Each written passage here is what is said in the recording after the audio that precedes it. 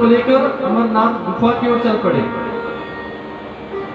भगवान शंकर ने सबसे पहले अपने शीश से चंद्रमा को वहीं पर स्थापित कर दिया, रास्ते में त्रिशूल को रख दिया। कुछ समय आगे जाने पर सर्प को भी छोड़ दिया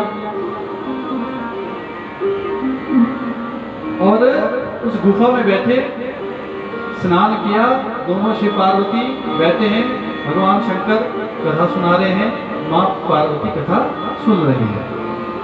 भगवान शंकर ने आंखें बंद कर ली हैं, कहा कि मैं दत्त चित्त से तुम्हें कथा सुनाऊंगा और तुम भी दत्त चित्त होकर इस कथा को सुनना। मुझे बीच बीच में कहती रहना कि मैं कथा सुन रही हूँ, ताकि मुझे पता लगना चाहिए कि कथा सुन रहे हैं। कहा ठीक है प्रभु, जैसा आप कहें।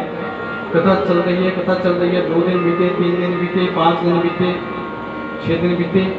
6 दिन बीतने पर माँ भगवती को निद्रा सताने लगी। तो कहते हैं वो उसी गुफा में कबूतरों का एक जोड़ा था। जैसे ही माँ भगवती को निद्रा आई, कबूतर के जोड़े ने वैसे ही माँ की तरह ध्वनि निकाली कि हाँ हाँ कथा सुन रहे हैं। भगवान शंकर ने पूरी कथा सुनाई, कबूतर के जोड़े ने पूरी की पूरी कथा सुनी।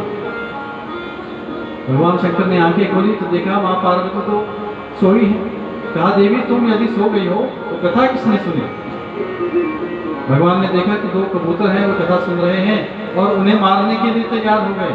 इन्होंने गलत तरीके से कथा सुनी है, इनका वध करना होगा।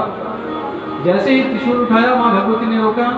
कबूतरों ने प्रणाम किया कि प्रभु आपसे हमने अमर कथा सुनी, हम अमर हो गए हैं।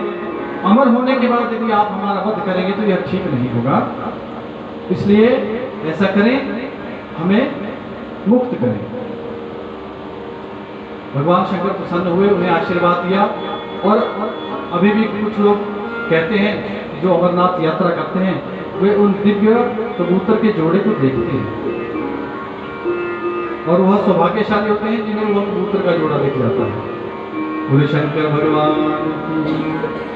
डमरू बजाने वाला कोई और नहीं,